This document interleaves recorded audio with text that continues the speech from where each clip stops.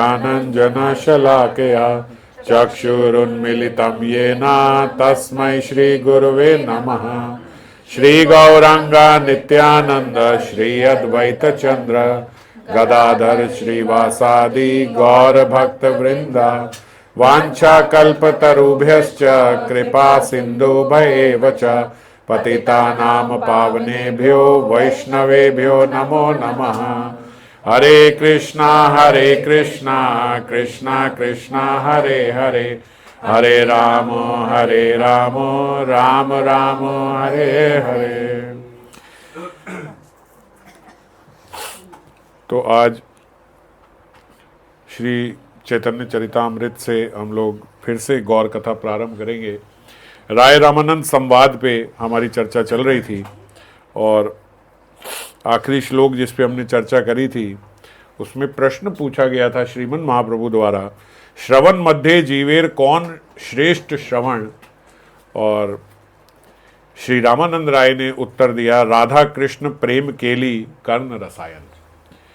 श्रवण में जो भी हम श्रवण करते हैं, जितने भी शास्त्र आधारित जो चर्चा करते हैं, उसमें सबसे श्रेष्ठ श्रवण करने योग्य क्या है, ये प्रश्न किया गया जब श्रीमन महाप्रभु द्वारा। तो रामानंद राय ने उत्तर दिया कि राधा कृष्ण प्रेम केली कर्ण रसायन। राधा कृष्ण की जो प्रेम वार्ता है, जो उनकी प्रेम केली की चर्चा है, उस पे जो हम श्रवण करते हैं वो कर्ण रसायन है। कर्ण रसायन मतलब हमारे कर्णों के लिए एक औषधि मात्र है। रसायन की जरूरत तब पड़ती है जब किसी को कम सुनाई दे रहा है, कुछ व्याधि हो गई है। तो हमें भी क्या व्याधि है कि हमारे कानों को सांसारिक वार्ता सुनने की लत लग गई है। कोई सांसारिक कथा हो रही हो, कोई किसी की चुगली कर रहा हो, कोई किसी की निंदा कर रहा हो, तुरंत हमारे कान खड़े हो जाते हैं। कहीं हमारी कोई तारीफ कर रहा हो, अभी हमने पिछले हफ्ते एक भक्त पे एक्सपेरिमेंट ही करा था ये हम लोग बोले जा रहे वो सुन नहीं रहा। हमने कहा आप बहुत ही जबरदस्त व्यक्ति, बहुत अच्छे लगे। हाँ क्या बोला आपने तो हमारे कान जो है ना, इन्हें बीमारी लग गई है कि किसी और की तारीफ नहीं सुन सकते, अपनी बुराई नहीं सुन सकते। बड़े सेलेक्टिव हैं हमारे कान, अपनी तारीफ सुन सकते हैं, दूसरे की बुराई सुन सकते हैं। तो जरा सी भी कहीं निंदा हो रही हो, कुछ हो, आप देखो तुरंत हमारे कान खड़े रहते हैं, वो क्या बात कर रहा है इसके बारे में। अगर कोई ऐसे कहीं चल रहे होंगे, दो लोग आपस में बात करें, हम वहीं रुक जाएंगे, एक मिनट देखें जरा क्या बात बोल रही है इसके बारे में, है ना। बड़ी मज़ा आता है। और अगर अभी कोई राधा कृष्ण की चर्चा कर रहा हो, कुछ कर रहा हो, निकल जाएंगे, ठीक है, यही सब बातें होती है भक्तों के बीच में, और क्या है, इस पर हम ध्यान नहीं देते। तो इसीलिए राधा कृष्ण प्रेम केली को बोला कर्ण रसायन। ये जब आपके कर्ण माध्यम से आपके हृदय में जाएगी तो रसायन का काम क्या करेगी कि फिर आपको और सुनने की इच्छा होगी। और इसी पे जब हमने विश्राम लिया था राय रामानंद संवाद में, तो राधा कृष्ण प्रेम केली की चर्चा चली थी कार्तिक में। पूरे कार्तिक नहीं चल पाई इस बारी, लेकिन जो भी हुई वो राधा कृष्ण प्रेम केली थी। उसी को राधा कृष्ण प्रेम केली बोला जाता है। जो हम राधा रस सुधा निधि में चर्चा कर रहे थे, भगवत इच्छा और मेरी बुद्धि सही रही तो थोड़ा बीच बीच में अभी भी करते रहेंगे। नहीं तो बुद्धि इसलिए बोल रहा हूँ क्योंकि जब ख़त्म हो जाता है एक बारी कार्तिक, तो वो उत्साह जो है उसमें थोड़ी कमी आ जाती है लेने की बीच में, क्योंकि थोड़ा उत्साह चाहिए होता है बीच में लेने के लिए कथा। लेकिन प्रयास मेरा बिल्कुल रहेगा कि जल्दी से जल्दी 130 श्लोक नंबर तक ख़त्म करें। अभी कुछ व्यस्तता थी इस बारी, नहीं हो पाया इस वीक, लेकिन अब अगले सप्ताह से कोशिश करूँगा आगे लेने की। वो है राधा कृष्ण प्रेम केली कर्ण रसायन। हमारे कर्णों का रसायन है तो हमें जरूरी है, चाहिए बीच बीच में वो भी। उसके बाद प्रश्न पूछा गया, उपास्येर मध्य कौन उपास्य प्रधान। जो हम उपासना करते हैं उन उपासनाओं के मध्य, जिन जिन की भी उपासना की जाती है, उनके मध्य सर्वप्रधान उपासना किसकी है। तो राय रामानंद जी ने इसका उत्तर दिया, श्रेष्ठ उपास्य रुगल राधा कृष्ण नाम। युगल राधा कृष्ण नाम जो है ये सबसे श्रेष्ठ उपास्य है, सर्वश्रेष्ठ उपासना है। मतलब जो हम ये हरि नाम करते हैं, ये हरि नाम राधा कृष्ण युगल नाम है। ये हरे कृष्ण महामंत्र जो हमारा महामंत्र इसीलिए से बोला जाता है, ये राधा कृष्ण युगल नाम है। इसमें हरे रूप में श्री राधा रानी और कृष्ण और राम रूप में भगवान श्री कृष्ण का ही चिंतन किया जाता है। तो जो युगल नाम है, ये बोलते सारी उपासनाओं में जितनी में हम उपासना करते हैं, यही प्रश्न श्रीमद् भागवतम में दूसरे स्कंद के पहले अध्याय में, एक्चुअली पहले स्कंद के आखिरी अध्याय में जब सुखदेव गोस्वामी आते हैं तो परीक्षित महाराज ने उनसे प्रश्न करे। परीक्षित महाराज के पहले ही ये प्रश्न चल रहे थे कि मेरे पास केवल 7 दिन रह गए हैं, क्योंकि उन्हें श्राप मिला था। तो 7 दिन जब केवल शेष रह गए हैं तो अब मुझे कौन सी उपासना करनी चाहिए।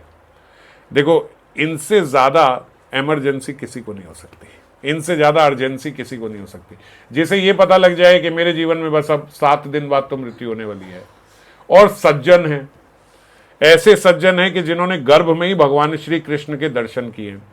हम ये कहें ना कि भाई बात तो हम उसकी माने जो कम से कम पात्रता तो हो, उसकी सर्वोच्च पात्र तो हो। कोई ऐसा वैसा व्यक्ति है, उसको पता लग जाए मैं 6-7 दिन में मरने वाला हूँ, वो कहेगा भैया मैं विल कर जाऊँ, मैं बच्चों को ये दे जाऊँ, मैं यहाँ का खाना खा जाऊँ, मेरी इच्छा थी, मैं उधर घूम जाऊँ, मेरा जीवन भर इच्छा थी, मैं ऐसे पैसा कमाना चाहता था, मैं ये ऐसा करते हैं लोग कि भाई यही हो जाए। तो हम उससे कुछ नहीं सीखेंगे। क्यों? क्योंकि पात्रता नहीं है। तो सबसे पहले जिससे हम सीखें उसमें पात्रता होनी चाहिए। तो परीक्षित महाराज जी से ज़्यादा सर्वश्रेष्ठ पात्र कौन मिलेगा? जिन्होंने गर्भ में ही भगवान श्री कृष्ण के दर्शन करे, प्रथम दर्शन। इतनी जल्दी तो किसी ने दर्शन नहीं करे जितनी जल्दी परीक्षित महाराज ने कर लिए, गर्भ में ही। तो ऐसे सुपात्र जब हों और उनके साथ ऐसी अवस्था आ गई कि भाई पता लग गया अब 7 दिन में मेरा ये जीवन इस शरीर का पूरे होने वाला है, अब वो क्या करेंगे, उससे हमें सीखना चाहिए कि फिर हमें भी वही करना चाहिए। कहीं कहीं जो श्रेष्ठ संत महात्मा हैं, जो भागवतम में जिनकी अच्छी पकड़ है, जिन्होंने भागवतम को एकदम कर्ण रसायन बनाया हुआ है, वो लोग ये बोलते हैं कि परीक्षित महाराज में और हम में कोई भेद नहीं है। परीक्षित महाराज को पता लगा कि 7 दिन में मृत्यु होने वाली है, बोले उन्हीं 7 दिन में आपकी भी होने वाली है। भाई 7 दिन में से ही तो किसी में होगी। और बल्कि परीक्षित महाराज तो उस समय प्रसन्न हुए थे, क्योंकि वो कहते चलो और किसी को नहीं पता, लेकिन मुझे पता है कि मैं 7 दिन तो जीवित रहूंगा। आपको और मेरे को नहीं पता कि हम 7 दिन अगले जीवित रहेंगे या नहीं रहेंगे, लेकिन परीक्षित, ये होता है एक पॉजिटिविटी। अब क्या है, उससे हम ये नेगेटिव हो जाए बस मर गए अब तो खत्म ही हो गए, अब क्या होगा 7 दिन में, कुछ नहीं होगा, 7 दिन में कुछ नहीं हो सकता। तो 7 दिन में क्या हो सकता है, ये एक ऐसे चरित्रवान व्यक्ति ढूंढ सकता है जैसे एक कॉन्फिडेंस आ गया 7 दिन तो हो। अब ये तो गारंटी है। अब देखते हैं कि 7 दिन में भगवत प्राप्ति कैसे हो सकती है। और 1-2 से नहीं, पता नहीं कितने सैकड़ों साधुओं से, संतों से, महात्माओं से तुरंत मिले कि भैया 7 दिन में क्या हो सकता है। उसी समय सुखदेव गोस्वामी आए। सुखदेव गोस्वामी से जब वो बैठे तो उन्होंने प्रश्न पूछा कि हे महात्मन, मेरे पास केवल 7 दिन है, इस 7 दिन में सबसे ऊंची उपासना कौन सी है, क्या उपासना मुझे करनी चाहिए। तो उन्होंने जब ये प्रश्न पूछा, आज रामानंद राय से महाप्रभु ने भी यही प्रश्न पूछा है ना, इसीलिए मैं ये बात आपसे चर्चा कर रहा हूँ। सेम कोटि का प्रश्न उन्होंने भी पूछा और सेम कोटि का प्रश्न परीक्षित महाराज जी ने भी पूछा। जब परीक्षित महाराज ने ये पूछा तो सुखदेव गोस्वामी ने उन्हें बोला, तस्माद भारत सर्वात्मा भगवान ईश्वरो हरि, श्रोतव्य कीर्तितव्यश्च स्मर्तव्यश्च इच्छात अभयम। जिसको भगवत प्राप्ति करनी है, जिसको भगवत मिलन की इच्छा है, और क्या इच्छा है, इच्छात अभयम, जिसे भय नहीं रखना मृत्यु का, जिसे अभयता प्राप्त करनी है, ये हम सबको चाहिए है ना। हम कहें कि नहीं, ये सबके भीतर एक भय बना हुआ है कि मेरी मृत्यु हो जाएगी, और कोई भय हो या नहीं हो, लेकिन मृत्यु का भय तो हर जीव को रहता ही है कि ये मेरा जीवन खत्म ना हो जाए, कहीं ऐसा ना हो जाए, और उसी के पीछे हम लोग जीवन भर भागते रहते हैं कि किसी तरीके से इसको बचाए रखें।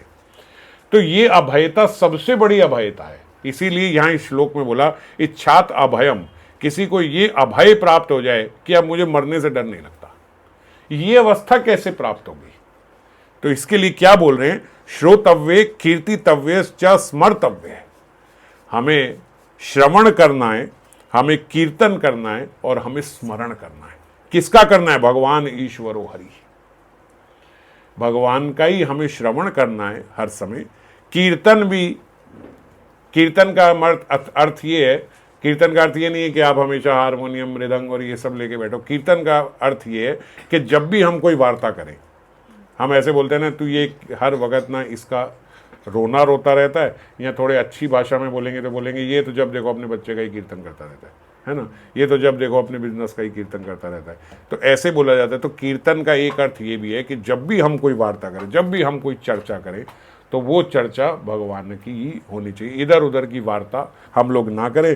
और स्मर्तव्यश्च, हमेशा हमारा स्मरण जो है वो भगवान का ही रहे। यदि ऐसा हो गया तो हमारे जीवन में अभयता आ जाएगी। अभयता कैसे आएगी? मृत्यु की। सुखदेव गोस्वामी से ये प्रश्न भी पूछा गया और भगवत कृपा से ये बात समझ में भी आई कि कैसे अभयता, कैसे ऐसा होगा कि हमारे अंदर से मौत का ही भय हट जाए। हम ये सोचते हैं, हम ये डरते इसलिए हैं क्योंकि हमारे भीतर ये पूर्ण रूप से विश्वास है कि मैं ये देह हूँ।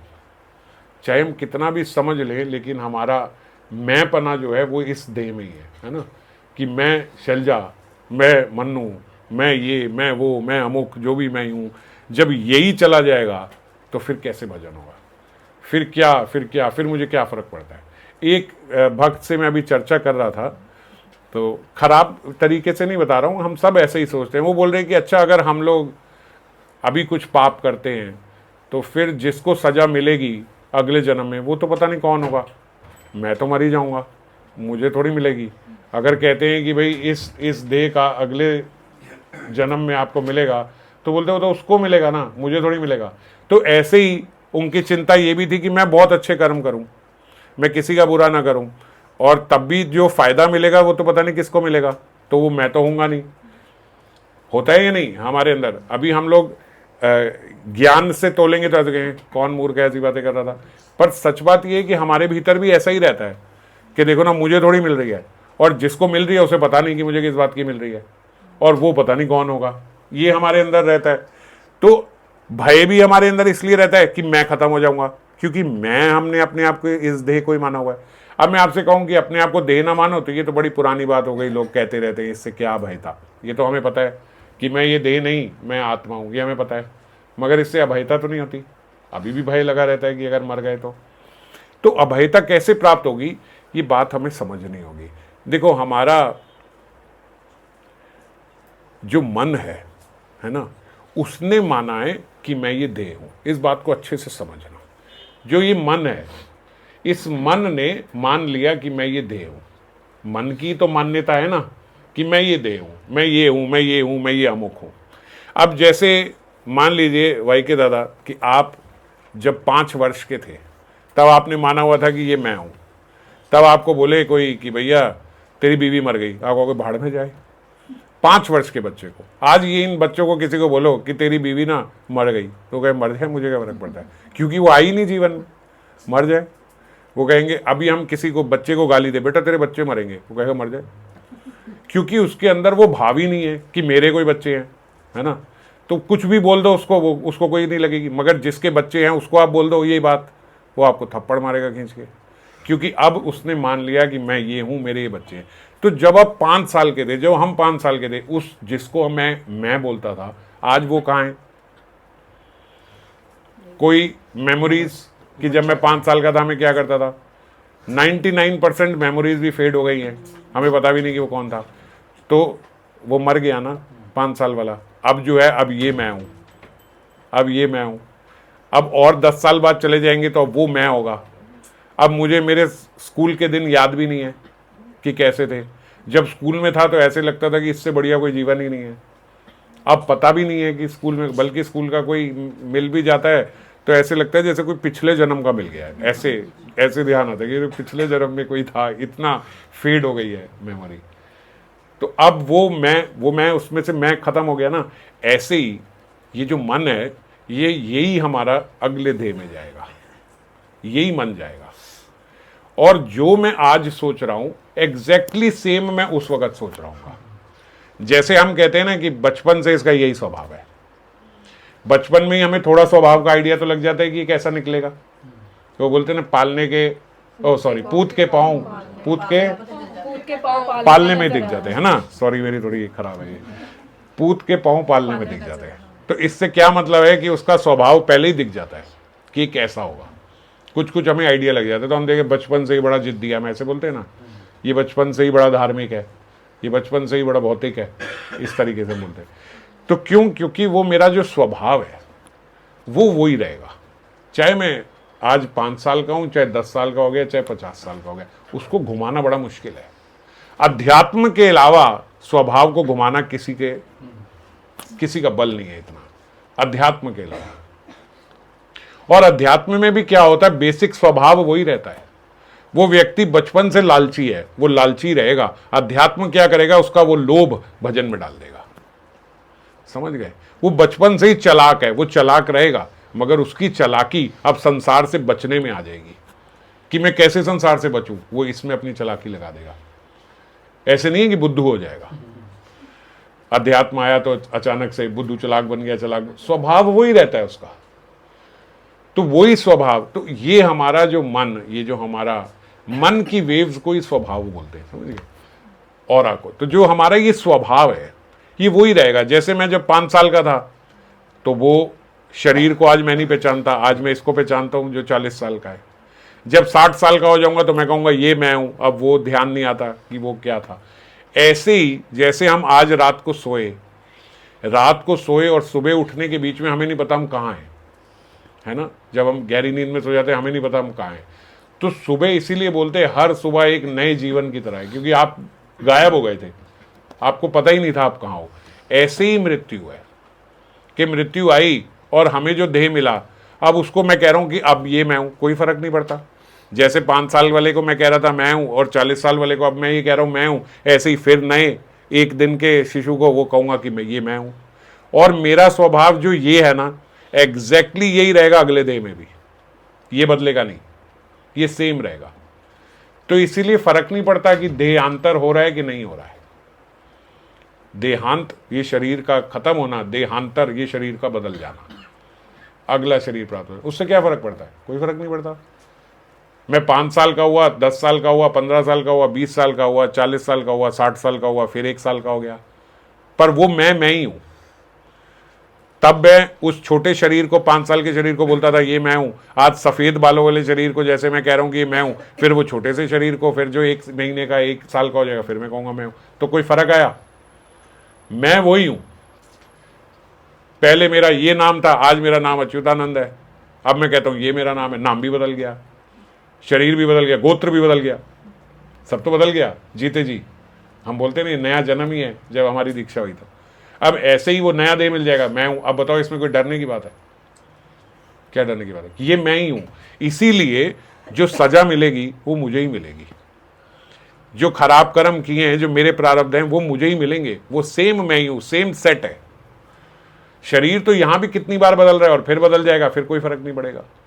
तो इस बात को जब हम समझ जाते हैं तो एक मृत्यु का जो भय है वो खत्म हो जाता है कि कोई अलग नहीं है, वो भी मैं ही हूं। आज हमारे शरीर में कोई रोग लग गया, किसी का कोई हाथ खराब हो गया, पैर खराब हो गया, उस पर दूसरा हाथ या दूसरा पैर लगा दे, वो उसको बोलता है ये मेरा हाथ है। किसी की किडनी बदल दो तो वो बोलेगा कि नहीं मैं किडनी को नहीं पहचानता किसकी है, मेरी किडनी है, अब वो मेरी हो गई। तो ऐसे ही ये देहांतर ही तो है। अब ये देह बदल के ये हो गया। आपका रंग किसी भी कारण से हो ना, भगवान करे, चिंता ना करना, काला हो जाए, अब काली शीनू कहेगी ये मैं हूं। तो रंग बदल गया, कोई बात नहीं, शरीर तो यही है। ऐसे ही हमारा शरीर बदल गया तो कोई फर्क नहीं पड़ता, हूं तो मैं ही, समझ गए बात को। तो देहांतर से कोई फर्क नहीं पड़ता, वो मैं ही हूं। और यही अभयता जो है, ये अभयता ही किससे आती है? ये भजन से आती है। क्यों भजन से आती है? आपको ये बात तो आपने समझा दी, अभी थोड़ा अभय हो गए, अब इसमें भजन करने की क्या आवश्यकता है? आवश्यकता अब कहाँ है मैं बताता हूँ। अब हमें जब ये हमें पता लग गया कि भैया मृत्यु से कोई फर्क नहीं पड़ता, वो मैं ही हूँ, वो सेम मैंने ही जाना है, मेरी सेम कॉन्शियसनेस रहेगी, सेम मन रहेगा, सेम स्वभाव रहेगा। क्योंकि यही सेम सेट जा रहा है, बस ऊपर का एक वो मखौटा बदल रहा है, सेम मैं जा रहा हूं एग्जैक्टली जो आज आपका स्वभाव है। अगर आज किसी की मृत्यु हो जाए और अगले दिन वो जन्म लेगा, उसका वही सेम स्वभाव होगा, चाहे वो मनुष्य योनि में रहे चाहे वो पशु योनि में जाए।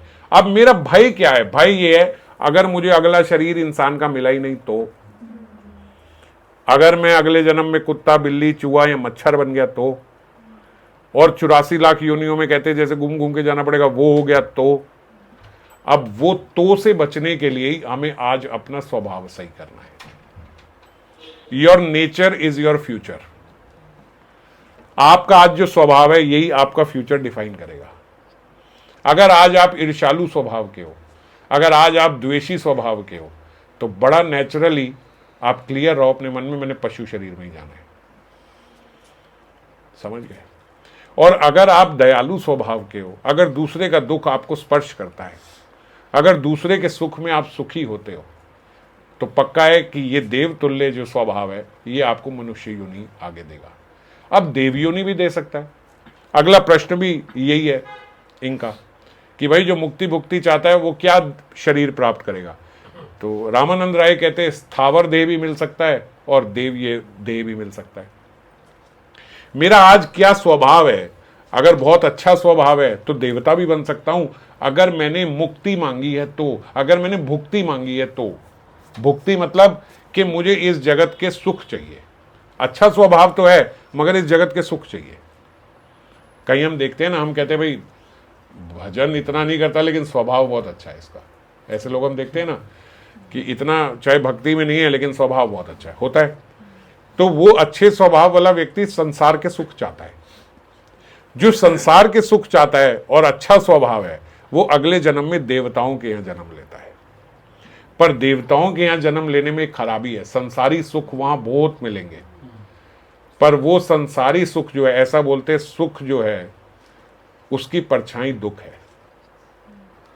क्योंकि जब आप संसार भोग करोगे तो उस समय भोग करने में आप बहुत सारे पाप कर जाओगे।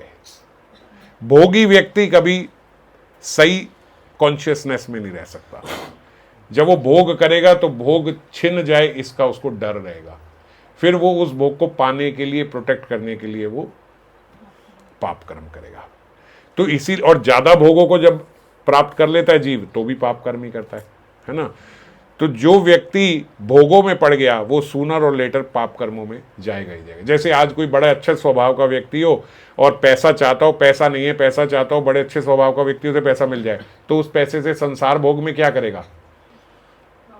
मृदंग और हारमोनियम तो नहीं खरीद के लाएगा, अपने घर में बढ़िया घर बनाएगा, गाड़ी खरीदेगा, बार बनाएगा, शराब पिएगा, मांस खाने लगेगा, ऐसे लोगों के साथ उठने बैठने लगेगा, ताश खेलने लगेगा, कुछ भी करने लगेगा।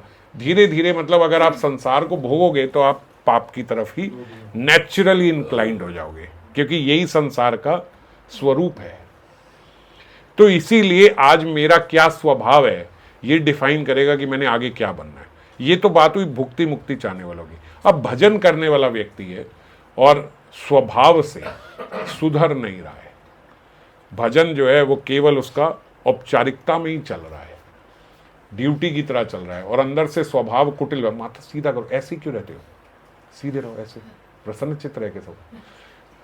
ये हमारे स्वभाव है, हम ऐसे रहते हैं। सही भी बोल रहा नहीं बोल रहा पता नहीं इसको, ये सब पता कि नहीं पता। तो हमारा जो स्वभाव है ना, अगर इसके भीतर से कुटिलता हट जाए और हम भजन कर रहे हैं तो एक अभयता निश्चित रूप से मिल जाती है। वो क्या अभयता है कि अगला जन्म चाहे आप भगवत प्राप्ति पूर्ण कर पाए या नहीं कर पाए, पर अगला जन्म आपको मनुष्य का ही मिलेगा। और उस मनुष्य देह में क्योंकि आप भजन में अग्रसर थे, जहां से आप शुरू हुए थे, ये सब आप अपने हृदय में देखना, जहां से आप शुरू हुए थे अगर आज आप उससे आगे हो तो भगवान और आगे कैसे जा सकते हो, उसी परिवार में आपको जन्म देंगे मनुष्य देह में। वैसे ही सर्कमस्टांसेस मिलेंगे कि भजन में कैसे बढ़ पाए। और अगर आज आपको ये लगता है कि नहीं 10 साल पहले मेरा भजन ज्यादा अच्छा था, हृदय में, बोलने की बात नहीं है, बोलने से तो सब बोलेंगे नहीं नहीं फिर भी बेटर ही है, या डर के अब हम बोल देंगे यार नहीं आगे ही हूं यार, थोड़ा ठीक ही है, पहले तो इतना नहीं था। हम अपने भाव को देखें, नंबर ऑफ राउंड्स मत देखना कि तब मैं 4 करती थी, अब मैं 16 करती हूँ, अब मैं 64 करती हूँ, तो अब नेचुरली मैं इससे ऊपर हूँ।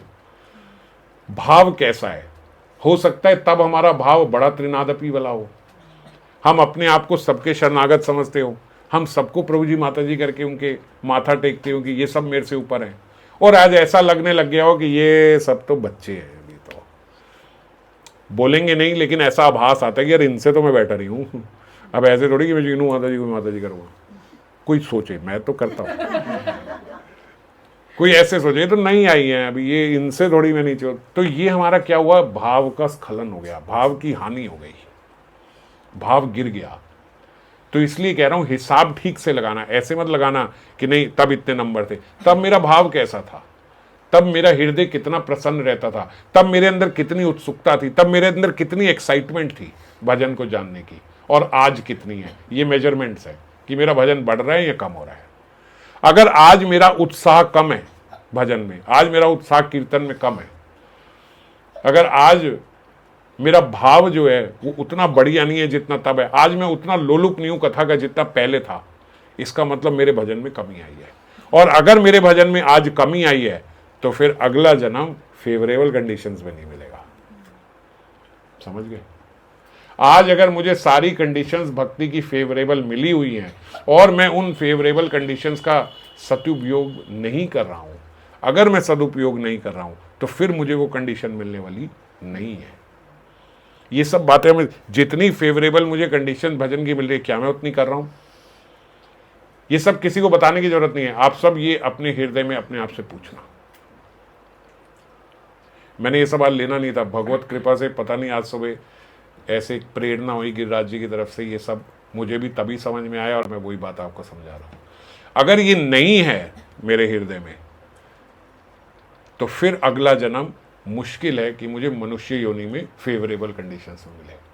अगर मेरे स्वभाव में पशुता है, अगर मेरे स्वभाव में हिंसा है, अगर मेरे स्वभाव में कटुता है, मेरे वाक्य काटने वाले हैं, किसी का भी हृदय बींद देते हैं, बड़ी आसानी से मैं किसी को भी रोज दुखी कर देता हूं, तो फिर अगला जन्म मनुष्य का मिलना थोड़ा कठिन है।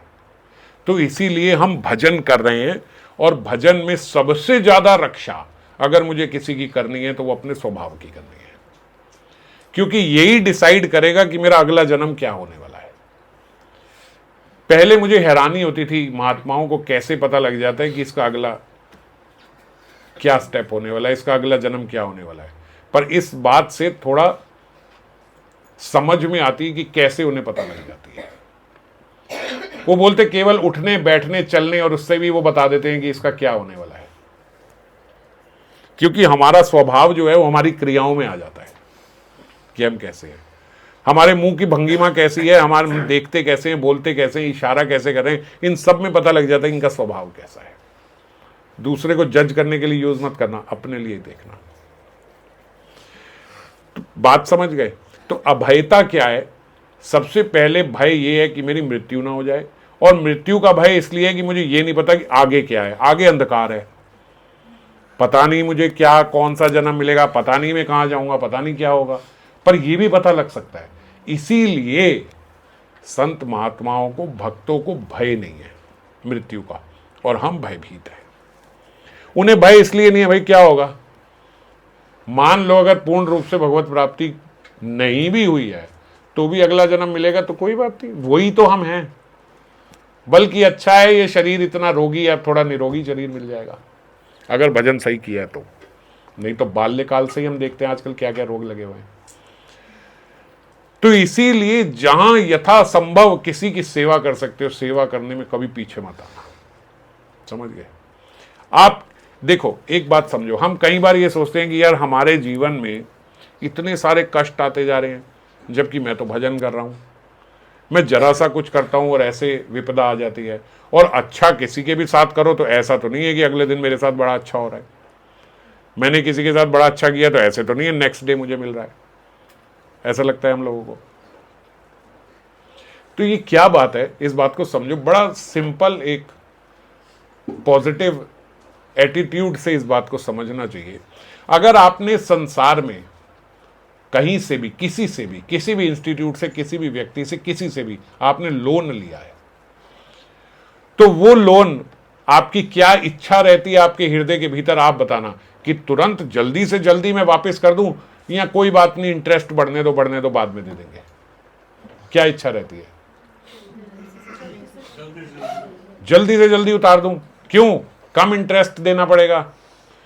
तो ऐसे ही हमने अगर कोई खराब कर्म कर लिया, हमने किसी के साथ बुरा व्यवहार कर दिया, वो मेरे पे लोन चढ़ गया, उस कर्म का चुकाना तो पड़ेगा मुझे। भगवान कृपा करके अगर अगले दिन ही चुका दें, आज मैंने किसी का हृदय दुखाया, किसी को थप्पड़ मारा, अगले दिन कहीं से मुझे थप्पड़ पड़ गया, तो ये कृपा है कि नहीं है? अगर हमारे साथ कोई भी विपदा आ रही है, कोई भी आपदा हमारे ऊपर आ रही है, हमारे परिवार पे आ रही है, कुछ भी आ रही है, क्या सोचना चाहिए? चलो अच्छा है लोन था, खत्म हुआ, अच्छा है ये मेरे कर्म थे, कटे, आने तो थे ही, जो आ रहे हैं वो मेरे ही कर्म है। जो भी विपदा आ रही है, क्या सोचना चाहिए? अच्छा है ये भी आके खत्म हुई। जो भी लोन चुकता हो जाए, क्या करोगे? खुश होगे ना, चल ये भी खत्म हुआ। ये सारे जो मैंने बुरे कर्म करे हैं ये लोन है, तो बड़ी खुश होना चाहिए भैया, ये विपदारी, चलो ये भी हो गया, आज ये भी पूरा हो गया। और उसमें हमारा स्वभाव ठीक रहना चाहिए। क्यों ठीक रहना चाहिए भाई? अच्छा है पूरा हो रहा है। चिढ़ोगे क्या अगर आपका लोन खत्म हो रहा है तो? चल ऐसे हुआ जैसे हुआ, थोड़ा दुखी करके गया, आदमी सोचता है ना चल थोड़ा दुखी भी होना पड़े लेकिन जल्दी से जल्दी चुका दो, लोन खत्म कर लो। थोड़े दिन वो कहे घर में तंगी भी होगी तब भी कोई बात नहीं, लोन तो खत्म हो गया ना, अब आराम से जो आएगा अपना है, ऐसा सोचते हैं ना हम। तो ऐसे ही जब विपदा आती है तो ऐसे चल थोड़ा तंग करके गया, थोड़ा खराबी कर गया, मगर खत्म हो गया। ये जितने भी खराब कर्म है ये इस जगत के प्रति मेरा लोन है। अगर देर से आएंगे ना तो विद इंटरेस्ट आएंगे। ये कर्म जब प्रारब्ध बन जाते हैं ना तो डबल होके आते हैं। ये बात याद रखना। आज आपने खराब कर्म किया, जब ये प्रारब्ध बन जाएगा अगले जन्म में तो 2 गुना होके आएगा, 3-4 गुना भी हो सकता है। हाँ आगे आगे पता नहीं, क्योंकि जो मेरे प्रारब्ध है सारे अगले में थोड़ी आ जाएंगे, पता नहीं कुछ उससे अगले में आएंगे। तो जो आ जाए, जो विपदा आ जाए, बोलो अच्छा हुआ, चलो ये खत्म हुआ लोन। और आपने किसी के साथ अच्छा किया है, अगर मैंने किसी को लोन दिया और उसका इंटरेस्ट से मेरा घर चल रहा है तो मैं क्या बोलूंगा? भाई जल्दी नहीं है, कोई बात नहीं, इंटरेस्ट देता रहे। जितनी बाद में देगा उतना इंटरेस्ट ज्यादा मिलेगा, है ना। तो आपने अगर अच्छा कार्य किया है, आप सेवा कर रहे हो, आप किसी के साथ अच्छा कर रहे हो, चिंता मत करो। ये मत उम्मीद रखो कि आज मैंने किया है मुझे भी कल मिल जाए, तुरंत आराम से आने दो, कई गुना होके आएगा, विद इंटरेस्ट आएगा, बहुत अच्छे इंटरेस्ट के साथ मिलेगा, जितनी देर से मिलेगा। तो इसीलिए अच्छा करते वक्त ये उम्मीद मत रखो कि मैं तो इतना कर रही हूं, ये मेरे साथ क्या कर रहा है, मैंने कितनी सेवा करी और जब मेरे को जरूरत पड़ी तो कोई सेवा के लिए नहीं आ रहा। ये मत सोचो बहुत अच्छी बात है नहीं आ रहा, आपका इंटरेस्ट पे चढ़ा हुआ है आपकी सेवा। जितनी सेवा संसार में इस जगत में करो सब इंटरेस्ट पे चढ़ी है, बहुत अच्छी बात है, बहुत आराम से आए। जब बहुत आराम से आएगी तो बहुत ज्यादा गुना होके आएगी। सिंपल मैथमेटिक्स है कि नहीं। और जो विपदा आ रही है बहुत अच्छी बात है भैया। राम जी से रामायण में एक ही चीज सीखनी चाहिए, सबसे बड़ी चीज राम जी ने क्या सिखाई है कि चाहे कितनी आपदा आई, विपदा आई, सुख मिला, कुछ भी मिला, उनका स्वभाव कभी नहीं बदला। एक चीज उनमें हमेशा कांस्टेंट रही है, वो है स्वभाव। जो सज्जन स्वभाव राम जी का रहा है, जो उनके मुख पे जो हंसी रही है, वो वन में रहे तो भी रही है और राजा बन गए तो भी रही है, पत्नी से बिछो हो गया तो भी रही है, युद्ध कर रहे तो भी रही है, रावण के सामने युद्ध चल रहा है तो भी रही है। अहित नहीं किया कभी किसी का, हमेशा हितकारी ही रहे हैं। रावण के पास पहुंच के सेतु बना के इतना अंदर कोई चला जाए, उसके बाद वो बोलेगा कि चल अभी भी तेरे को छोड़ देता हूं, तब अभी दूत भेज के बोल रहे हैं रावण को मैं अब भी तुझे माफ कर दूंगा भैया, तू हमारी को सीता जी दे दो तो छोड़ दूंगा तुम्हें। तो इसीलिए ये बात समझे, हमारा स्वभाव बिल्कुल सही रहना चाहिए। आपके स्वभाव ने आज एक गलती कर दी, अचूक है वो, अब वापस नहीं हो सकती। अब वो गलती का कर्म लग गया। कर्म की किताब में जो लिखा गया है ना, वो पेंसिल से नहीं है, वो परमानेंट मार्कर से है। इस बात को समझना। अब उसके बाद आप जितना मर्जी अच्छा कर लो, अब वो अच्छे का फल अच्छा मिल जाएगा, मगर उस बुरे का जरूर मिलेगा। आप यूं समझो कि हर बुरा कर्म लाल शाही से लिखा जा रहा है, हर अच्छा कर्म ब्लू शाही से लिखा जा रहा है। अब आपने किसी को एक बार थप्पड़ मार दिया, 4 लोगों को फिर आपने बचा लिया, इसको ना लगे, इसको ना लगे, इसको ना लगे, मेरे से उसको थप्पड़, उस एक थप्पड़ का हिसाब भी होगा और 4 बार जो बचाया उसका हिसाब भी होगा। समझ गए? आपने एक व्यक्ति का आज खाना छीन लिया, एग्जाम्पल दे रहा हूं, ये सब प्रैक्टिकली तो कभी होगा नहीं कि आप खाना किसी का छीन लो, एग्जाम्पल कि खाना छीना, वो भूखा रहा आपके कारण, या आपने मान लो किसी को कटु शब्द बोल दिए, उस कारण से उसने खाना नहीं खाया, वो भूखा रहा। ऐसा तो संभव है, प्लेट तो नहीं छीनोगे किसी की, मगर ऐसा कर दोगे कि वो अपने घर में ना खा पाए।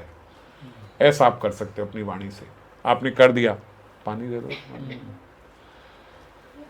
तो ऐसा आपने कर दिया, वो नहीं खा पाया या उसने नहीं खाया, अब उसके जो एक समय भूखे रहने का पाप है वो लग गया। आपको पता लगा सुबह मेरी वजह से भूखा रहा है, आप बाजार में गए, आपने जलेबी खरीदी, आपने 4-5 गरीबों को जलेबी खिला दी, भैया खाओ खाओ, मेरी वजह से भूखा। जो वो जलेबी खिलाई है उसका हिसाब भी मिलेगा, बड़ी अच्छी बात है, आपने भूखे को खाना खिलाया। जो उसको भूखा छोड़ा है वो भी लिखा गया है लाल चाई से, उसका हिसाब भी मिलेगा। इसी अलग अलग है। इसीलिए ये मत सोचना कि भैया हम ये अगर कुछ खराब कर्म कर लें, कहीं से इधर उधर से 2 नंबर से पैसा कमा लें, फिर उस पैसे से हम दान कर दें, तो फिर वो हमारे को वो हमारा मैच हो जाएगा। वो मैच नहीं होगा। समझ गए? और इसीलिए अगर जीव को, हाँ जी, रियल रिपेंटेंस पश्चाताप से हो जाती है। पश्चाताप से हो जाती है यदि पश्चाताप का अर्थ है कि दोबारा मेरे से वो गलती नहीं होगी। अगर ऐसा है तो पश्चाताप से हो जाती है। पश्चाताप, अगर हमने कोई कार्य हमसे हो गया, गलत हो गया, और उसके पश्चाताप में मैं जलता रहा, बहुत जलन हो रही है, मतलब मेरा ही बीपी बढ़ रहा है और मुझे बहुत खराब लग रहा है और मैंने हरि नाम किया, सब किया, वो खत्म हो जाएगा और दोबारा नहीं करा। ऐसे नहीं कि रिपीटेडली हम हर हफ्ते करते हैं और हर हफ्ते एक पश्चाताप कर लेते हैं, ऐसा नहीं होगा। फिर पश्चाताप के बड़े बड़े व्रत लिखे गए हैं, अगर आप बार बार कर रहे हो तो वो कर्म कांड में आता है, वो कोई इस युग में कर भी नहीं सकता। तो थियोरेटिकल है, प्रैक्टिकली पॉसिबल नहीं है। लेकिन पश्चाताप से हमारे बहुत अच्छे अच्छे प्रारब्ध भी खत्म हो जाते हैं अगर पश्चाताप करे तो। पश्चाताप में जीव जलता है और दोबारा प्रण लेता है कि मेरे से ही नहीं होगा। खैर, तो मैं ये कह रहा था, हमारा जो अभयता है, जो इच्छा है हमारे अंदर अभयता की, वो 2 चीज़ों से जाएगी। पहला ये कि मुझे मृत्यु से अब कोई डर नहीं लगता, मैं समझ गया कि मृत्यु के बाद जो मिलेगा वो भी मैं ही हूँ। It is hardly any difference, है ना, वो मैं हूँ। अब इसको मैं कह रहा हूँ, उसको मैं कहूँगा, उसमें मेरे लिए कोई भेद नहीं है। दूसरा ये कि अगला जन्म मुझे इससे बेटर मिलेगा या नहीं, मेन पॉइंट ये है अभयता का। अब जो वो मैं होंगी, वो मैं कहाँ जाएगी? कहीं नाइजीरिया की झोपड़ी में पैदा हो गई तो क्या करेगी? वो सीरिया के बम ब्लास्ट के नीचे पैदा हो गई तो अब क्या करेगी वो मैं? तो उससे बचने के लिए बड़ा सरल तरीका है आपका स्वभाव। कोई अलग इधर उधर की मैथमेटिक्स लॉजिक कुछ नहीं है। आज मैं क्या कर रहा हूं, मेरा स्वभाव क्या है, and it is never too late.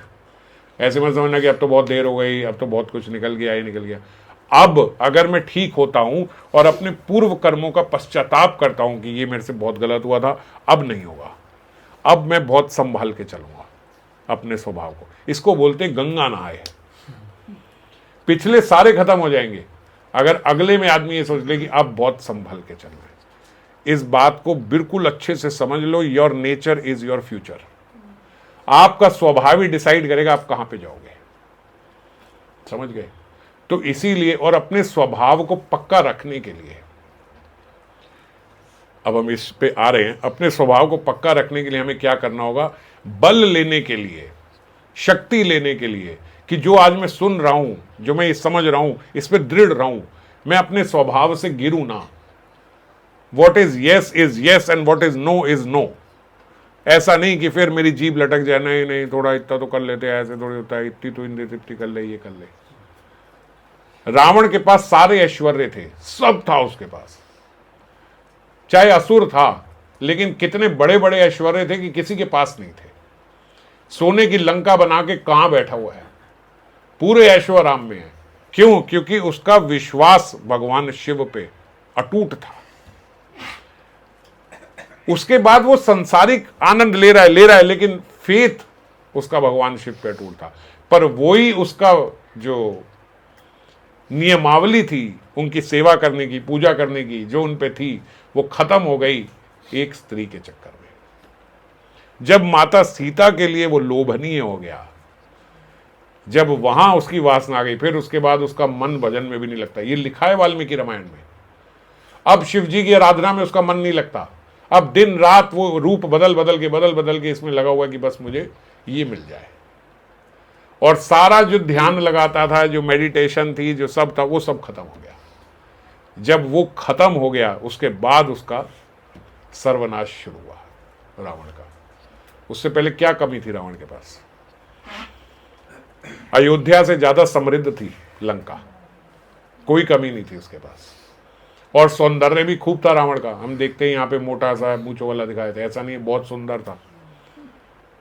हाँ, रावण बहुत हैंडसम गाय। तो इतना सुंदर, सौभाग्य भी था, सब कुछ था, लेकिन कहां खत्म हुआ? जब उसको जहां से बल मिलता था वही छोड़ दिया उसने।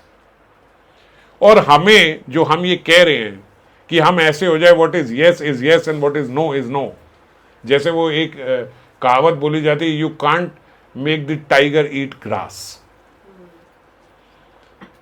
Even if it dies with hunger.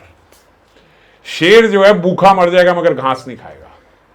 हाथी जो है वो मर जाएगा भूखा, लेकिन वो मांस नहीं खाएगा। ये दोनों में उनका करेक्टर है। जब हाथी और चीते और शेर जैसे में ऐसा करेक्टर हो सकता है, तो हमारे में ऐसा करेक्टर क्यों नहीं हो सकता? ऐसा चरित्र तो जानवरों में पाया जाता है। मर जाएगा, घास नहीं खाएगा। हाथी मर जाएगा मगर किसी का मांस नहीं खाएगा। जब उनके अंदर ऐसा चरित्र है, तो मेरे अंदर ऐसा चरित्र क्यों नहीं है? ऐसा स्वभाव होना चाहिए। ये करना है तो करना है, और ये नहीं करना तो नहीं करना, चाहे कुछ हो जाए। ये चरित्र, ये स्वभाव हमारे भीतर होना चाहिए। जो सोच लिया यही है। अब इसका बल कहां से आएगा? ये बोलने और सुनने में तो बड़ी अच्छी बात लगती है, पर ये कैसे मैं इतना बलवान बनूं? इसका बल आएगा हरि नाम से। जब तक हम नाम लेते रहेंगे, श्रोतव्य, कीर्तितव्य और स्मरणतव्य। स्मर्तव्य भी जरूरी है कि स्मरण भी हमारा साथ में चले और श्रवण भी हमारा साथ में चले। मान लो ये सब हम सुने ही ना, तो हमें पता ही नहीं लगेगा कि किस डायरेक्शन में जाना है। और कीर्तितव्य में ही जप भी आ जाता है। कीर्तन क्या है कि हर समय वही चर्चा करें, वही नाम ले, वही पढ़े। नाम लेने से बहुत बल मिलता है। नाम किसके साथ? स्मर्तव्यश्च, स्मरण के साथ। औपचारिकता से नाम लिया हुआ नहीं कि सुबह से उठे बस बात करते करते, फोन देखते देखते, टीवी देखते देखते सारी माला खत्म हो गई, हमें पता भी लगता माला कब हो जाती है। It's very easy. ऐसी माला नहीं, स्मरण के साथ। जो स्मरण के साथ की गई माला है वो बहुत बल देगी।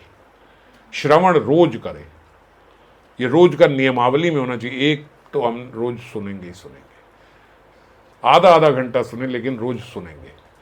और वो सुनेंगे जो हम समझेंगे।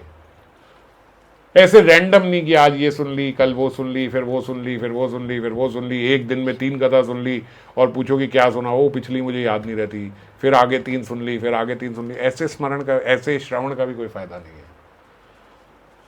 किंग की सुन ली, इनकी सुन ली, वो ये जब वो थोड़ा थोड़ा ठीक बोलते हैं, थोड़ा थोड़ा ऐसे ही बोलते हैं। जो ठीक होता है ना, मैं वो ले लेती हूँ। अरे ऐसी श्रद्धा के साथ किसी का श्रवण कर रहे हो तो क्या समझ में आएगी? पूर्ण रूप से जहां श्रद्धा हो वो श्रवण करें।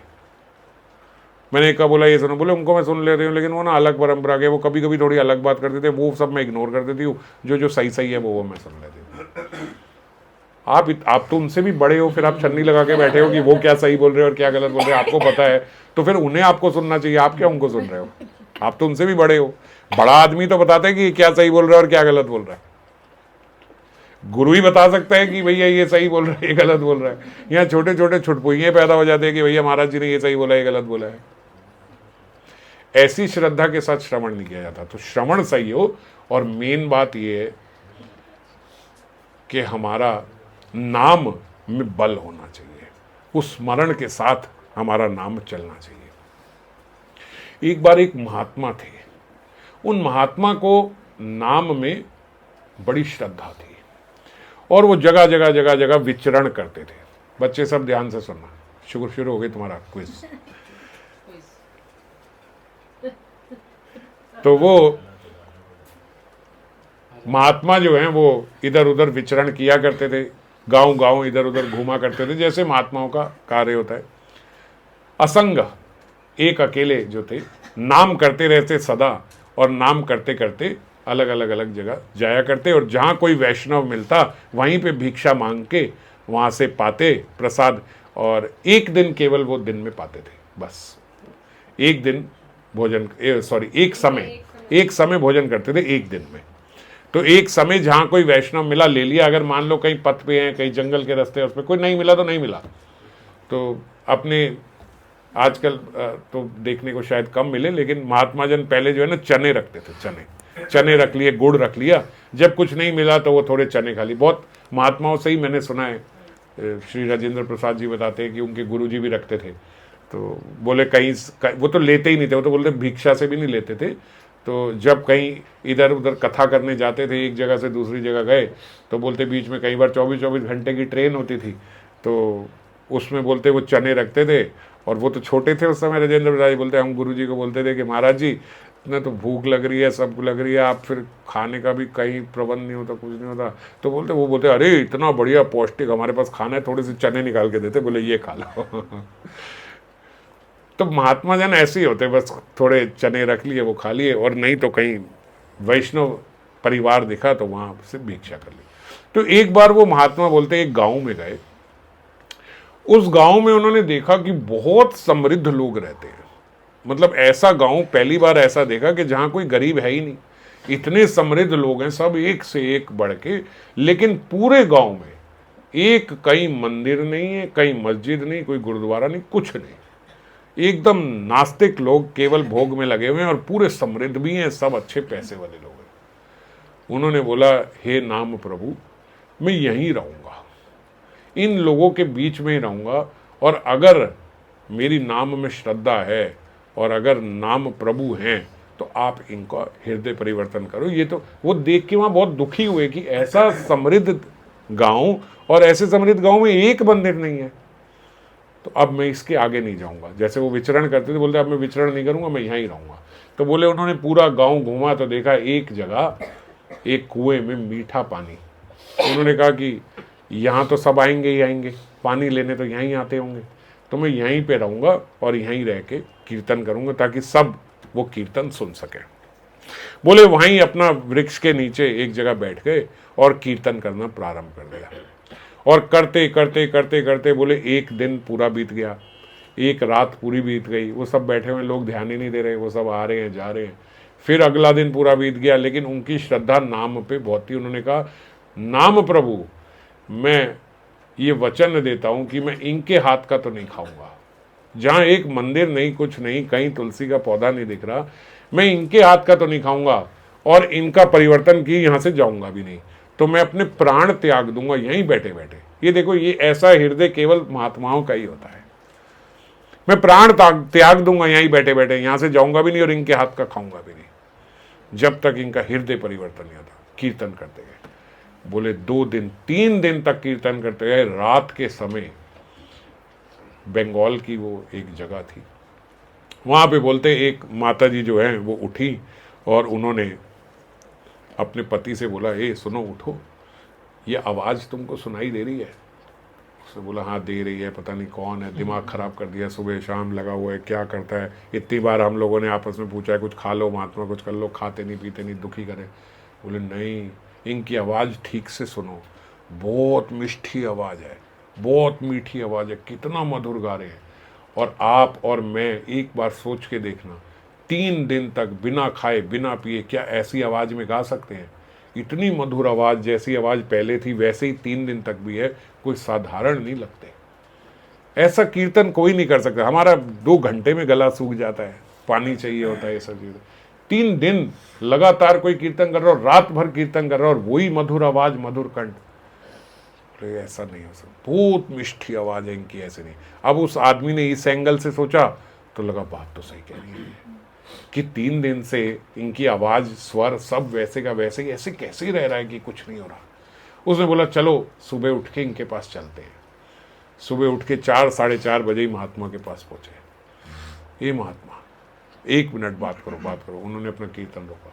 बोले फिर वो माता जी जो थी बोले ना, आप इतना मिष्टी स्वर में आप गा रहे हो, इतना सुंदर आप गा रहे हो, आप ये किंग का कीर्तन कर रहे हो। उन्होंने बताया ऐसे ऐसे राधा कृष्ण का कीर्तन कर रहे हैं, जो हरि नाम कर रहे हैं। श्रीमन महाप्रभु के बारे में भी थोड़ा परिचय बताया। बोले आप ऐसा करो, वो जो व्यक्ति था वो भी थोड़ा ऐसे हुआ कि भाई चमत्कार वाली बात तो है कि 3 दिन से ऐसे कर रहे हैं। बोले आप ऐसा करो महात्मा, आप 3 दिन से कोई शौच नहीं गए, कोई खाना नहीं, कोई कुछ नहीं, कुछ ऐसे कैसे कर रहे हो आप? बोले ये मेरे नाम का बल है। ये बल कहाँ से आता है? बोले मुझे नाम से बल मिलता है, ये नाम प्रभु है, ये नाम भगवान से अलग नहीं है, ये भगवान ही है, यही मुझे मेरा पोषण दे रहे हैं। बोले महात्मा आप यहाँ नहीं बैठो, आप हमारे घर चलो। अब जब उन्होंने महाप्रभु का परिचय दिया, राधा कृष्ण का परिचय दिया, कानों में गया, तो ऐसा हुआ कि ये कथा अब हमारे घर चल के बताओ और आगे इनके बारे में विस्तार बताओ। इतना बल कैसे आ जाता है? हम इतना धन कमाएं, सब कमाएं, मगर ऐसा बल नहीं पा सकते, आप हमारे पास चलो। महात्मा बड़े खुश हुए कि नाम प्रभु आपकी कृपा हो गई। जो मैं सोच रहा था कि नाम की कृपा हो, वो नाम की कृपा लगता है। बोले हमारे पास सब है, आपको अलग से शौचालय मिलेगा सब। अब देखो समृद्ध व्यक्ति जो भजन में नहीं हो यही कहता है टॉयलेट अच्छा होना चाहिए, ये होना चाहिए, वो वही महात्मा को कह रहे हैं आपको अलग से शौचालय दे देंगे, ये दे देंगे, आपके खाने पीने की व्यवस्था अलग रसोई में कर देंगे। हमारे घर में 2 रसोई है, एक में हम खाते, आप अलग अपना बनाना, खाना वहाँ सब करना। बड़े खुश हुए महात्मा के नाम प्रभु कृपा हो गई, आपकी कृपा दिख रही है।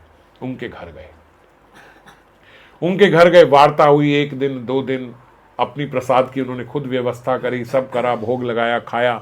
अब वो सब पूछने लगे आप भोग कैसे लगा रहे हो, ये कैसे कर रहे हो, ये कैसे कर रहे हो। भोग उनको खिलाया।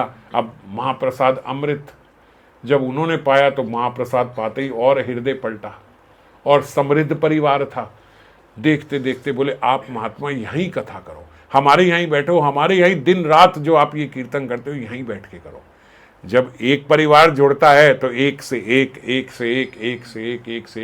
धीरे धीरे बोले सब लोग जो वहाँ दोपहर को बैठ के ताश खेला करते थे, जो सबकी इधर उधर मदिरा पान की, पान चबाने की, ये सब पान मसाला गुटखा सब धीरे धीरे सबका छूटता गया।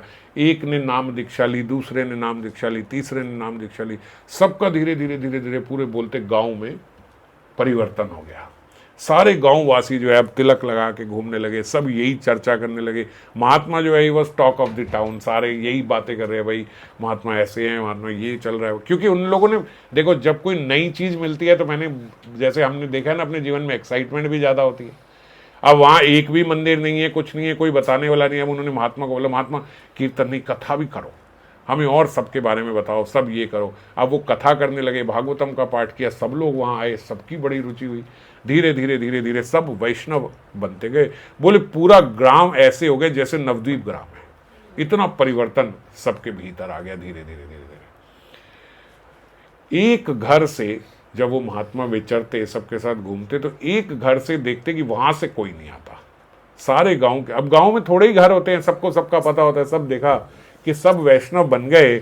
लेकिन आज भी एक घर ऐसा है वहां से कभी कोई नहीं आया और कोई वो नहीं हुई। महात्मा ने बोले यहाँ कौन रहता है? बोले अरे छोड़ो इनको, ये नहीं आएंगे, गाली वाली देते हैं, वो तो आपकी बात भी करते हैं, तो आप उनको छोड़ो ना, हम सब तो हैं, आप क्यों छोड़ो, जो नहीं आ रहा नहीं आ रहा। अब महात्मा का हृदय तो वही है ना जो लेके आए थे। महात्मा कहे नहीं ये क्यों नहीं करता, नाम प्रभु आपने इन पे कृपा क्यों नहीं करी, ये बात तो सही नहीं है, आप इन पे भी कृपा करो।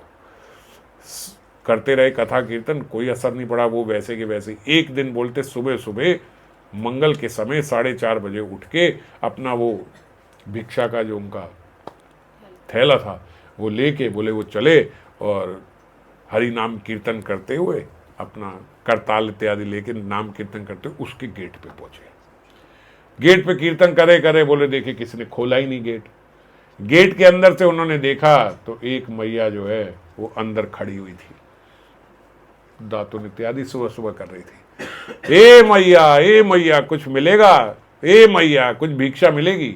वो बोली इधर आ लफंटर, इतने दिन से मैं तेरे को देख रही हूँ, तूने पूरे गांव को पागल बना के रखा है, सबके सबको निठल्ला बना दिया, ना तो खुद कोई काम करता है ना कुछ करता है। और सारे ये गांव वाले भी जो हैं ये भी देख ऐसे पागल बन गए तेरे चक्कर में, कोई काम नहीं कर रहा, कुछ नहीं कर रहा। जो काम करते थे रात रात भर बैठ के दुकान चलाते थे वो करते थे, वो सब शाम को तेरे वहाँ पहुँच जाते, ये करते।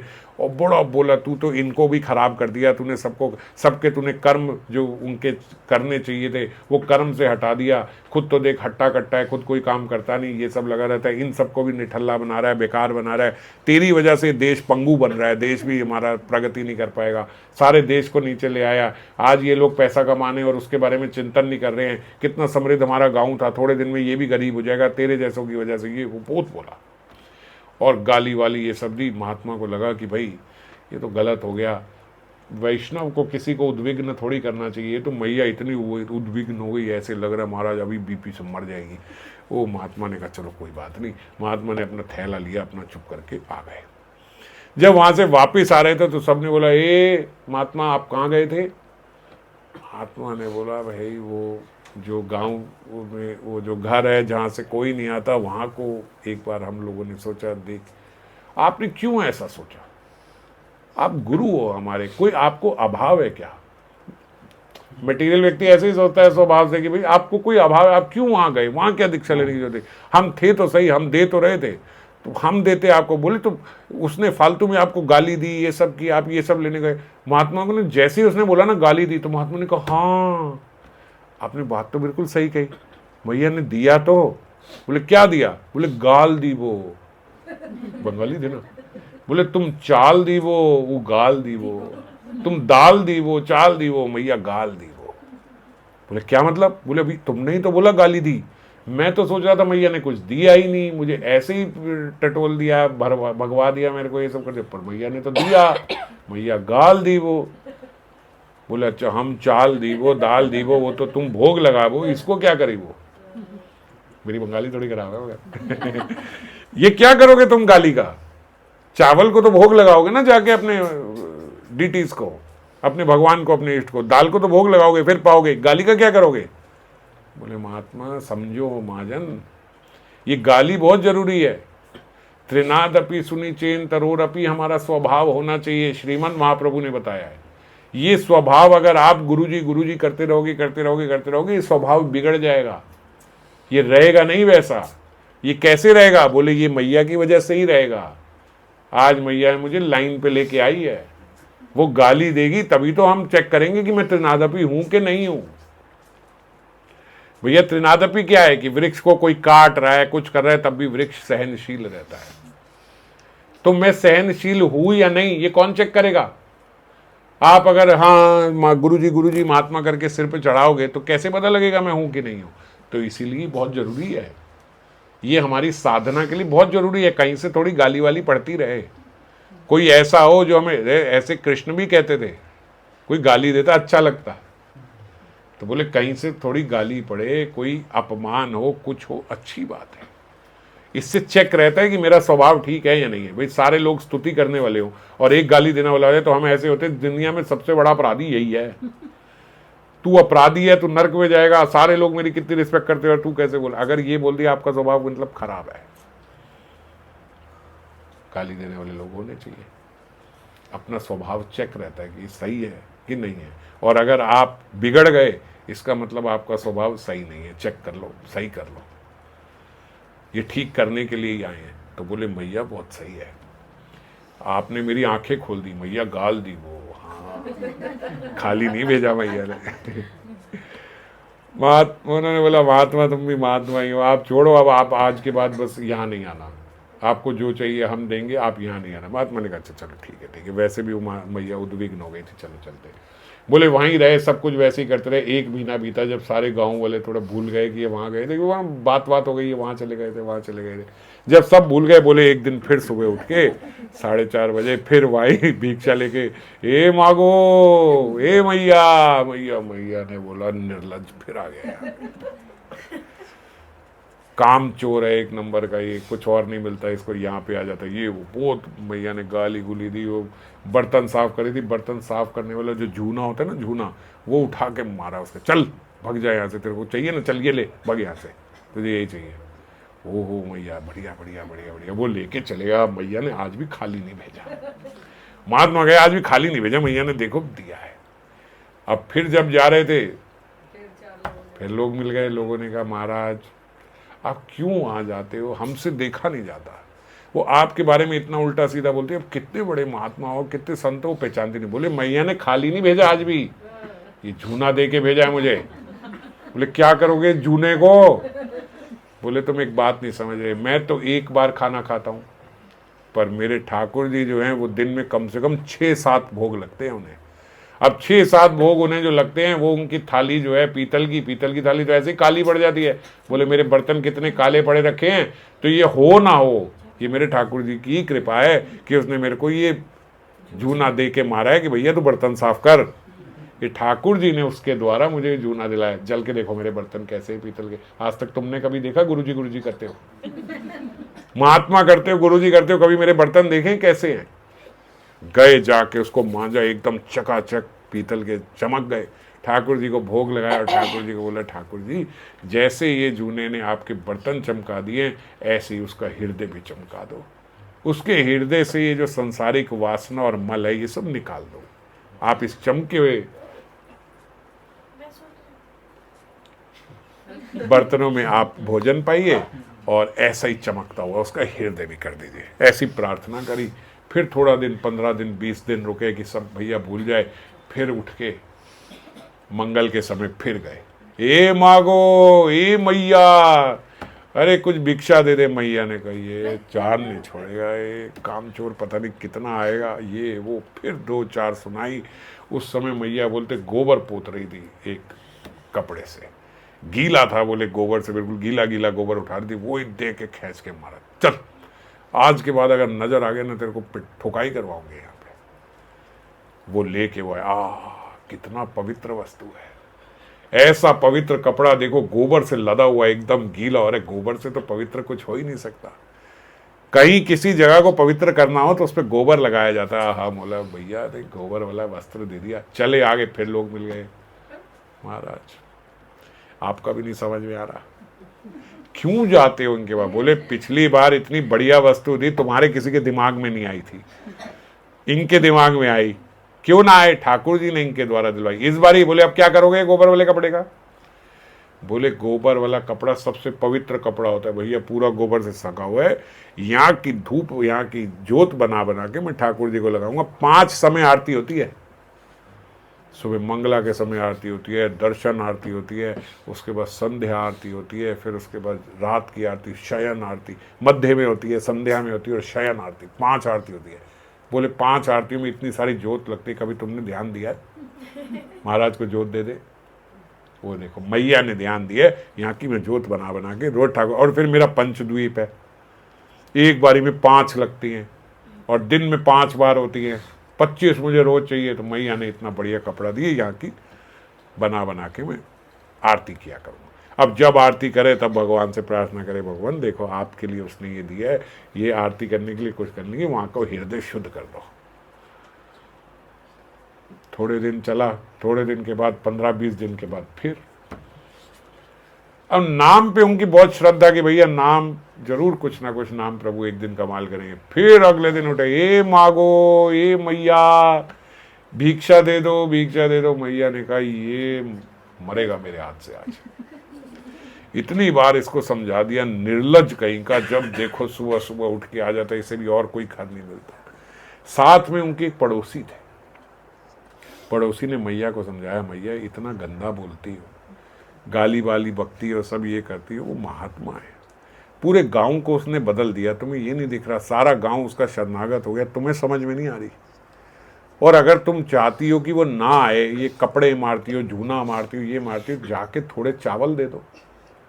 तुम्हारे घर से वो बोल रहा है एक बार तो भिक्षा लेके जाऊंगा, तुम भी चावल दे के भेज दो थोड़े, तुम्हें क्या फर्क पड़ता है? तुम्हारी श्रद्धा है या नहीं है? जब तक जो मांगने आया उसको महात्मा वेश में तो है, थोड़े चावल दे के भेज दो। भाई ये पड़ोसी ने कहा अपराध क्यों करती है इतना?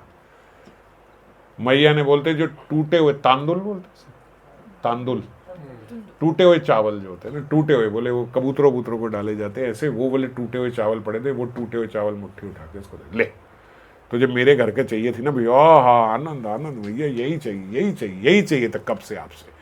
वो टूटे हुए चावल दिए, टूटे हुए चावल लेके चले गए। वो महात्मा चल दिए। अब महात्मा जब चले, फिर लोगों ने बोला महात्मा क्यों जाते हो यहाँ पे, आपको क्या शौक है इनसे गाली उठाने। बोले गाली थोड़ी दिया है, आज तो महात्मा ने, उन्होंने देखो चावल दिए। बोले चावल है ये टूटे हुए चावल, ये आप भोग लगाओगे। बोले मेरे ठाकुर जी खुश होके खाएंगे, ऐसे थोड़ी मैं बनाऊंगा, खीर बना के इसको भोग लगाऊंगा। और जगह से, रास्ते से कहीं से दूध की भिक्षा करी, कहीं से मिश्री की भिक्षा करी। बोले जाके उसकी बढ़िया खीर बनाई, खीर बना के अपने ठाकुर जी को भोग लगाई। ठाकुर जी अब तो प्रसन्न है जाओ, अब क्यों प्रसन्न आ जाओ, कितना उसने आपके लिए किया, उसने आपके बर्तन साफ कर दिए, आपकी आरती की सामग्री दे दी, उसके बाद आपके भक्त को भी ठीक कर दिया, मुझे भी गाली गुली दे के एकदम सही कर दिया, कहीं मेरे भीतर अभिमान ना आए, और आज तो आपके लिए प्रसाद की व्यवस्था भी कर दी। अब इससे ऊपर क्या करेगी वो, आप ये भोग लगाओ। भोग लगा के जब प्रार्थना कर रहे थे तो दिमाग में आया कि क्यों ना ये प्रसाद मैया को दूं, जब वो ये प्रसाद खाएगी तब वहां की बुद्धि सही है जाएगी। अब वो प्रसाद लेके फिर वो मैया के पास गई। मैया ने कहा धत तेरे, फिर आ गया, इसने कहा था चावल दे दो तो नहीं आएगा। बोले अब क्या लेने आया है, दे तो दिया तेरे को चावल। बोले लेने नहीं आया हूं मैया, देने आया हूं। क्या देने आए हैं? बोले ये मैंने भोग लगाया। बोले वहां रख जा और जा, अब मत आइयो। मैया ने कहा पता नहीं कौन जात का है, कहाँ से संत बन गया, महात्मा बन गया, और टूटे हुए चावल जो हमने दिए थे मतलब फेंकते हैं जाके, वो कर दिया। उसने कहा चल वहां रख, और बाद में सोचा बाहर रख दूंगी, कोई कबूतर वबूतर खा जाएंगे, दफाओ यहाँ से, हमें क्या करना है। वो वहाँ रख दी। बोले थोड़ी देर में उसका पति आया। पति ने कहा वाह भाई वाह, बड़ी खुशबू आ रही है खीर वीर की, क्या उत्सव चल रहा है। इतने में वो चिल्लाती, अरे खाना मत खाना मत, वो तो गंदे टूटे हुए चावल है, लेना मत। और पति ने बोलते वो खीर खा ली। जो ही कहते पति ने खीर खा ली तो ही उसके अंदर प्रेम का उच्छ्वास होने लगा। हरि बोल करके कि क्या खीर है, वाह हा, क्या आनंद हो गया, वाह वाह वाह, निताई गौर सुंदर, हरि बोल करके कीर्तन करने लगा। मैया ने कहा वो मुझे शुरू से विश्वास था कि ये कोई बदमाश है, पता नहीं क्या डाल गया, क्या जादू टोना कर दिया। वो पीछे हो गई कि भैया ये तो पहचाना नहीं जा रहा मेरा पति है, किस प्रकार नृत्य कर रहा है, ये कर रहा है, ये तो समझ नहीं आ रही क्या कर दिया उसने। और बोले जब देखा वो हरि बोल कर रहा है, जो ही जाके मैया ने बोला क्या हो गया है आपको। जो ही छुआ तो छूते ही मैया के भीतर भी प्रेम अश्रु बहने लगे। प्रेम अश्रु बहते बहते बहते बहते बहते ऐसे लगा महात्मा खराब नहीं है, वो महात्मा तो बहुत संत थे, मैं कितनी कुटिल हूं, मैंने उनके साथ ऐसा किया। निताई गौर निताई गौर निताई गौर करती करती करती करती दोनों निताई गौर करते करते करते महात्मा के पास पहुंच गए। महात्मा इतने प्रसन्न हुए, जय हरिनाम, आज हरिनाम आपकी कृपा हो गई, महाप्रसाद की कृपा हो गई। सारे लोग बोले महात्मा आपकी कृपा हो गई, आप क्या हो, कितनी बार आपको बोला कि ना जाओ, लेकिन आज आपने इनका भी हृदय परिवर्तन कर दिया। बोले वहीं उसके बाद उनके पास वो आते, कथा सुनते और उनसे हरिनाम दीक्षा ली। और जब महात्मा ने देखा कि पूरा ग्राम जो है अब ये भक्तिमय हो गया, अब ये करेंगे, वहीं महात्मा जहाँ रहते थे उसको मंदिर बना के बोले महात्मा उस गांव से निकल गए। एक दिन रात को उठ के चल दिए कि अब इस ग्राम में मेरा काम पूरा हो गया, अब अगले ग्राम को जाऊंगा। तो नाम में जो है ना, अगर हमारा नाम में विश्वास हो कि ये है, तो ये नाम हमें भी बल देगा, और हमारे बल से हमारे आसपास का जो वातावरण है वो भी सही होगा। समझ गए?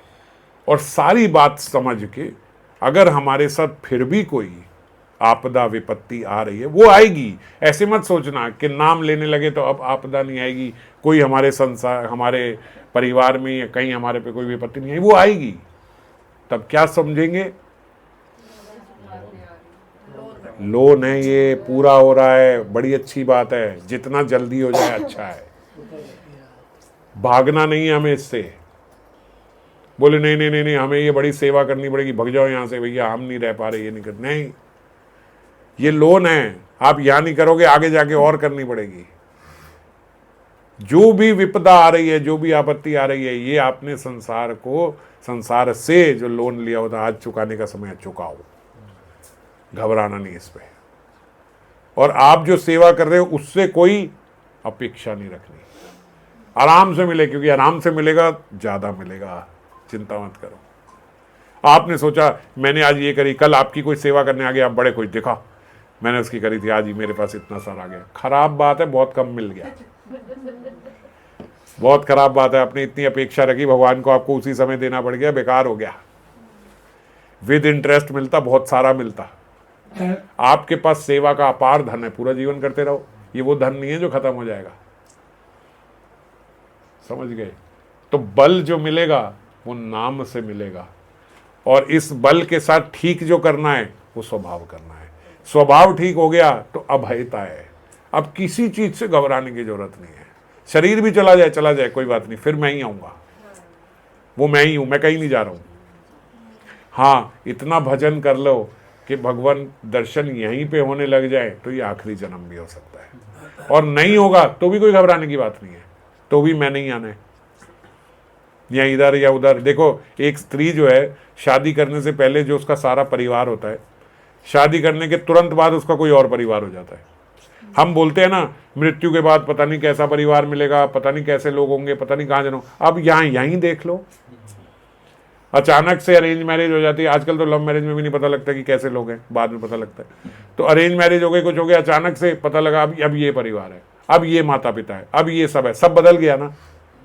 तो जीते जी ऐसा हो रहा है, तो देहांतर में ऐसा हो जाएगा तो कौन सी बड़ी बात है इसको समझना। तो देहांतर में भी यही होना है, इसमें कोई भय की बात नहीं है। मृत्यु से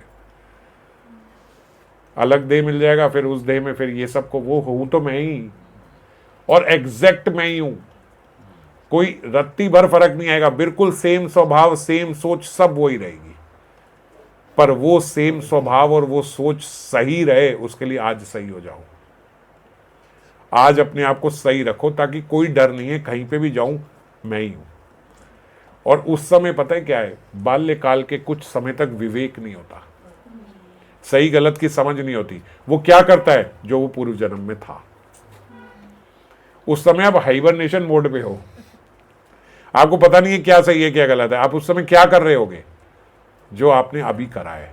तो इसलिए अभी को सुधार लो, ये बहुत जरूरी है। अभी अपने आप को ठीक कर ले तो बस मिल गई अभयता, अब कोई टेंशन नहीं है। इस बात को समझ के हम लोग अपना स्वभाव जो है सही करें। My nature is my future. इसीलिए भक्ति स्वभाव, अध्यात्म स्वभाव उच्चयते, ये भगवान ने बोला है। ये बात समझ में आई? अब अध्यात्म स्वभाव ही है। अर्जुन ने पूछा अध्यात्म क्या है, भगवान ने बोला अध्यात्म स्वभाव उच्चयते, तुम्हारा स्वभाव ही अध्यात्म है। इसको सही कर लो, बस यही तुम्हें भगवत प्राप्ति करा सकता है। नहीं भी हुई इस जन्म में कोई बात नहीं, इससे ऊपर पहुंच जाएंगे, आगे वहीं से शुरू हो जाएगी। वहीं से शुरू होनी है, क्योंकि यही मन, यही स्वभाव जा रहा है। जितना करिए उतना फिर आगे वहीं से शुरू हो जाएगी। 2 लग जाए, 4 लग जाए, आप अपना बेस्ट दो। हो सकता है ये लास्ट हो जाए, और नहीं हो जाए तो भी डर नहीं है, कोई बात नहीं, आगे फिर आगे वहीं से वही करेंगे जो अभी कर रहे हैं। पर डर उसको लगेगा जिसने खराब करे हैं। वो अपने भीतर जानता है कि मैं आज भी क्या कर रहा हूँ, मेरा मन कहाँ लगा हुआ है, मैं कितनी इंद्रिय तृप्ति कर रहा हूँ, मैं कितना किसी को काट रहा हूँ, मैं कितनी उद्दंडता कर रहा हूँ, तो अगला मुझे सही तो मिलना है नहीं। उसको डर लगेगा, समझ गए? एक घर छोड़ रहे हो और आगे नए बढ़िया घर में जा रहे हो, डरने की बात है, उत्साह की बात है। उत्साहित हो गए, और अब पता लगे अभी 3 BHK में ले रही हूँ, और अब जो है सही नहीं चल रहा है काम वाम, अब जब जाएंगे तो 1 BHK मिलेगा, अब डरने की बात है। अब कैसे वहां पे चलेगा, समझ गए? तो इसीलिए डर उसी को लगेगा जिसके कर्म खराब है। अगर कर्म आज से ही अच्छा थे, कोई बात नहीं, उसमें भी डरने की बात नहीं है। आज से सुधार लो, अभी से सुधार लो। अभी से अगर सब ठीक कर लिया, फिर डरने की भी जरूरत नहीं है आगे। तो इसी के साथ आज के इस श्लोक पर विश्राम है। अगली बार फिर रामानंद राय संवाद, शायद एक ही और रह गया है। अगले सत्र में रामानंद राय संवाद खत्म हो जाएगा, फिर आगे गौर लीला प्रारंभ करेंगे। जय राम। मनुष्य